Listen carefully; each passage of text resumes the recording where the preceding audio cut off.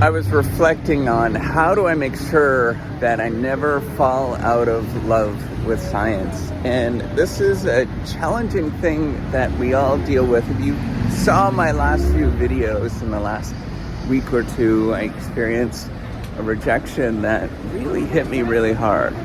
And then throughout the year, you might have seen that sometimes I get things like bad teaching ratings and things like that.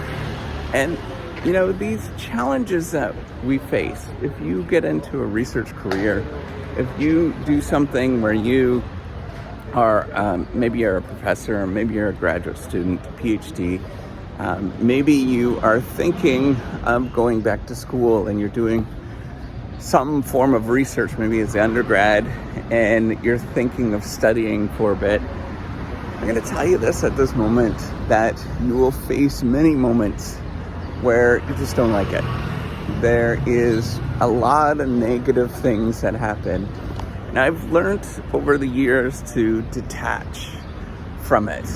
When I first came in, I was struck by the sort of culture that people are sort of promoting, the publisher perish, the up and out, all of those kind of things that you might think about, that it's all about sort of moving your way up in some sort of way.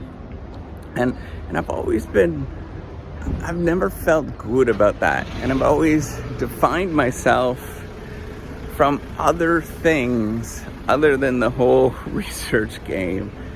And I've been struck at how important that is for me, to define myself by things like, hey, that maybe I'm on YouTube, for example, and I'm talking to you and defining myself in terms of that. Defining myself in terms of, my family and my wife and larger family. Defining myself by the fact that I'm a Canadian from the middle of nowhere in Northern Ontario.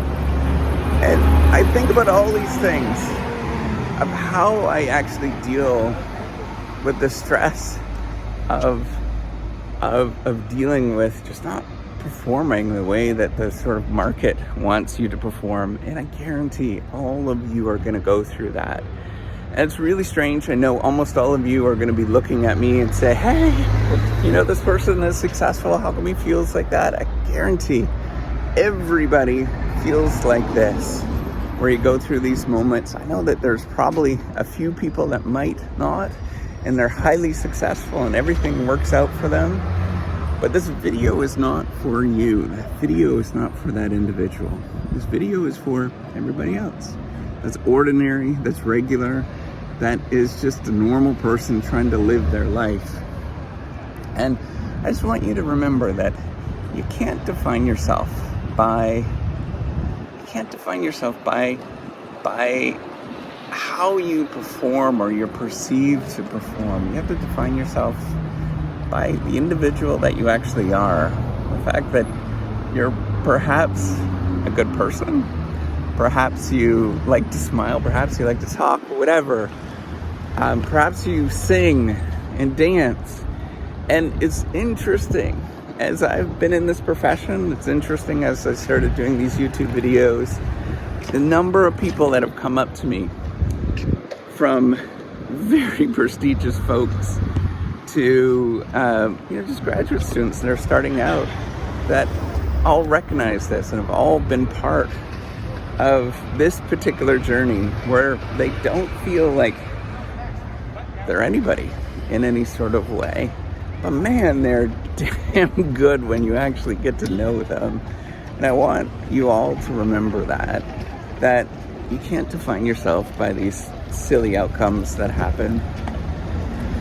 Those are just silly outcomes that are predefined, or that are defined by one or two individuals that are making a qualitative decision about who you are or what you've actually done.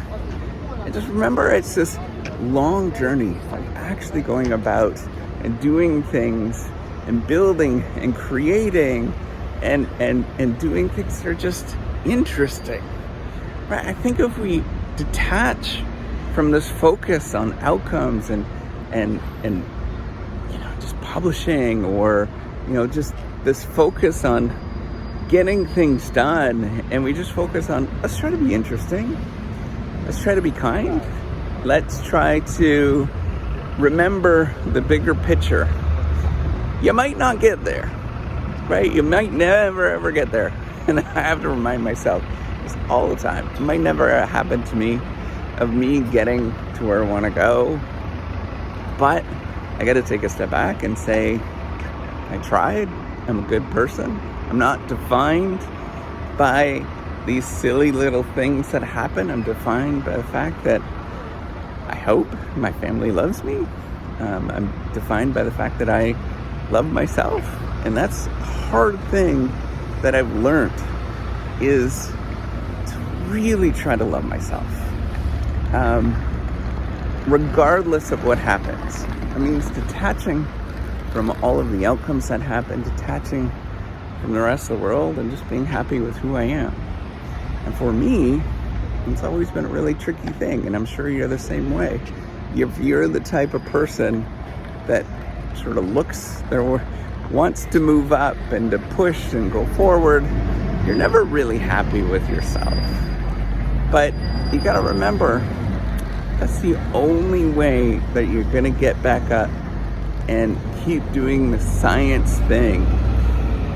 As well, it's the only way that I know that I'm never going to fall out of love with science. I know that there's lots of things that we hate about it once we actually get to the real science and understand what it's about. But if you just love yourself for the sake of loving yourself and letting everything else happen around you, regardless of what actually happens, you're going to get back up and do it again the next day. And I beg you to get back up and do it again the next day. Because it's the only way that I know that we can actually make progress. The only way that I've known to make progress myself is, man, it sucks when it happens, when you have these moments, but you get back up and try. You get going, and eventually, maybe I never really loved science in the first place. That's okay. I love myself more than I love science. And my identity is a lot bigger than the papers I actually publish.